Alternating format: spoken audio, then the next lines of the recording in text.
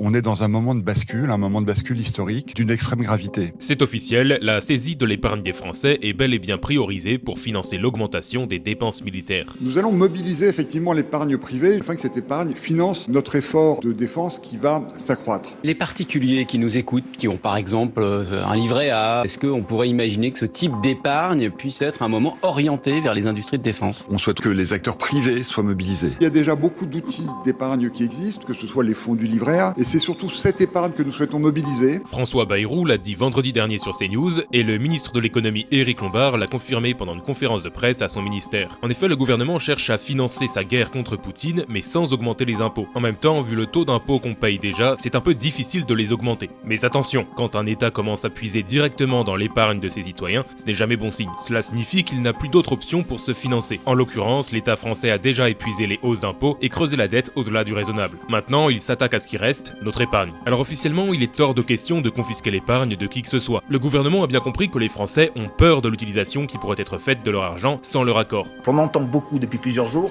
qu'on va mobiliser l'épargne des Français et beaucoup de Français qui nous écoutent ce matin se demandent si leur épargne, leur livret A, d'autres...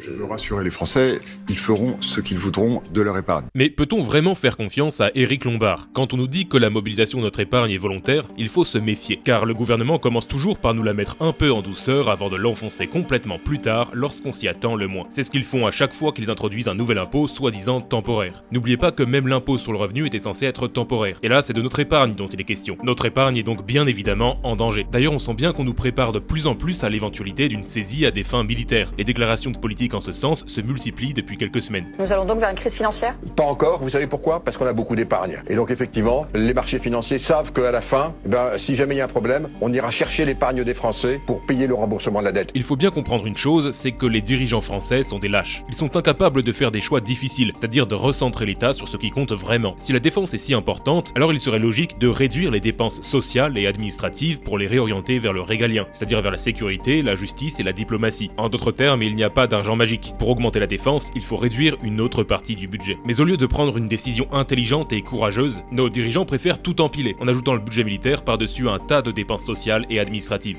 Faire maigrir l'État, oui ou non? La question, c'est pas tellement le nombre de nos fonctionnaires qui souvent font en fait beaucoup de choses et qui parfois travaillent trop. Un exemple d'agence qui pourrait fermer. Non, on va pas fermer d'agences parce qu'il n'y a pas d'agences qui ont des missions inutiles. Est-ce que vous espérez une fiscalité plus haute des hauts revenus, de façon générale? Moi, je souhaite la justice fiscale. Vous êtes beaucoup trop libéral pour moi, effectivement. Il y a une priorité dont on n'a pas encore parlé, la planète.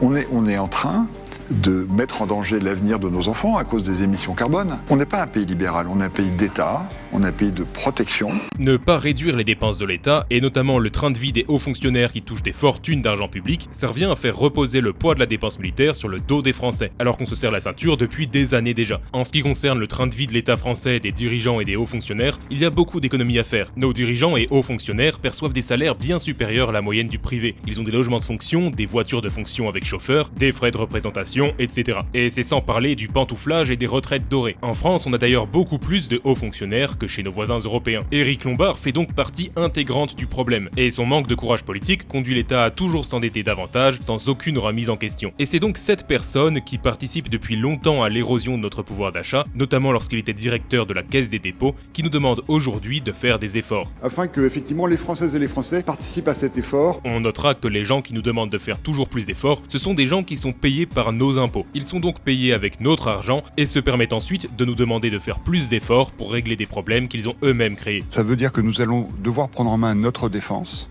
C'est-à-dire que nous allons effectivement devoir dépenser plus. Si les Français travaillaient autant que les Allemands, notamment tout au long de la vie, ou si le taux de chômage était inférieur, on n'aurait pas de déficit. Il va falloir travailler plus, c'est ça ce que tu es en train de nous dire? Il faudra sans doute travailler plus. Et oui, c'est toujours la même histoire. C'est pour ça qu'on doit en parler, qu'on doit alerter un maximum de gens. Si vous aussi, vous en avez marre de voir ces élites dilapider votre argent et ensuite venir pleurnicher pour vous en prendre encore plus, alors abonnez-vous à la chaîne, parce que ce qu'ils préparent risque d'être encore pire, et je vous en parlerai très bientôt. Alors cette fameuse mobilisation de l'épargne, comment ça va se passer très concrètement? L'État pourrait dans un premier temps proposer des produits d'investissement facultatifs. Je cite Éric Lombard. Vous avez des Français qui veulent investir dans des entreprises de défense, soit par intérêt, soit par patriotisme. Ceux qui voudront investir dans notre industrie de défense le pourront. Alors c'est marrant, ce gouvernement ne parle de patriotisme que quand ça l'arrange, mais passons. Si ces produits d'investissement sont facultatifs au début, ce ne sera pas forcément toujours le cas. Que se passera-t-il si le conflit venait à déraper, si les dépenses militaires devenaient beaucoup plus chères que prévu, ou encore si on se retrouvait avec une guerre directe entre la France et la Russie? Là, ce serait beaucoup plus compliqué, et on pourrait dire adieu à une mobilisation volontaire. L'État pourrait tout à fait imposer la saisie de votre épargne. Dans un premier temps, il pourrait bloquer les retraits de vos livrets, que ce soit livret A, LDD ou assurance vie. Concrètement, vous pourriez vous retrouver dans l'incapacité d'accéder librement à votre épargne. La deuxième option repose sur des prélèvements forcés, par exemple une taxe ou un impôt exceptionnel prélevé directement sur vos comptes en banque. Ce que j'entends depuis des jours, c'est on va me piquer mon pognon. Hein. Clairement, tout le monde se me dit « Mais tu crois qu'on peut me prendre moins d'argent ?» Oui, c'est possible. Mais à ce moment-là, c'est pas piqué. C'est l'impôt.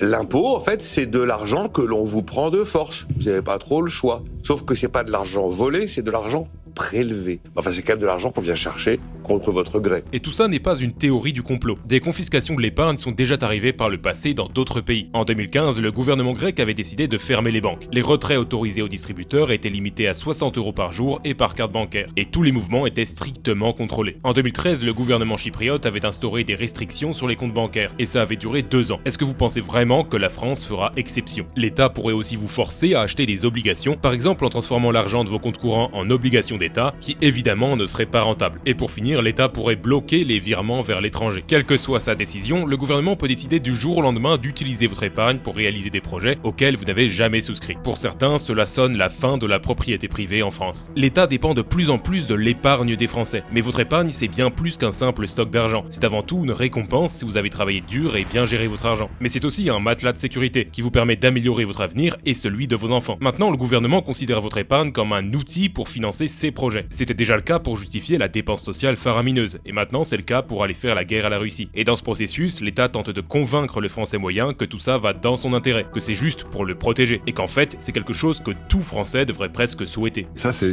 le souhait des Français. Et quand le citoyen lambda se rend compte de l'arnaque et de la manipulation dont il est la cible, eh bien il perd naturellement confiance en l'État et dans le système financier français. Forcément, suite à ces déclarations, les gens s'inquiètent. De plus en plus de Français vident leur livret A. Certains sortent même leur argent des banques françaises pour le mettre en cash, en crypto-monnaie ou sur les marchés internationaux, et bien sûr tout cela via des banques et des courtiers étrangers. Bref, ils sortent leur argent de l'enfer fiscal français. Et d'ailleurs, de plus en plus de Français commencent sérieusement à penser à quitter la France pour de bon. En ce qui me concerne, c'est déjà fait. En résumé, votre argent ne sera bientôt plus vraiment votre argent. Et si vous ne prenez pas vos précautions maintenant, un matin vous risquez de vous réveiller et de découvrir que l'État vous a déjà tout pris. Alors que faire? Eh bien, ne les laissons pas gagner. Chaque jour, les politiques avancent leurs pions pour s'emparer de notre argent sous couvert de patriotisme économique. Si on ne riposte pas, demain il sera trop tard. Alors abonnez-vous dès maintenant pour rester informé et ne pas vous faire avoir. Et partagez cette vidéo partout où vous le pouvez, sur X, sur Telegram et dans vos groupes privés. Faites passer le message avant qu'il ne soit trop tard. Pour finir, je vous invite à cliquer sur la vidéo qui s'affiche sur votre écran et je vous dis à très bientôt.